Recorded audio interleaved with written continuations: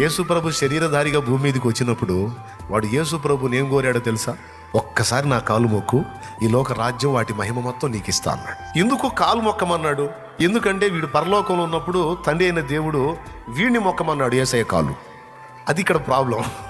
Ego hot అయింది బిడ్డకి పాపం. యేసు శరీరధారిగా భూమి మీదకి వచ్చినప్పుడు ఈ లోక రాజ్యములను వాటి మహిమలను ఒక్క నిమిషంలో చూపించి, యేసు ఒక్కసారి నా కాలు మొక్కు, ఇదంతా నీకు అప్పగిస్తా.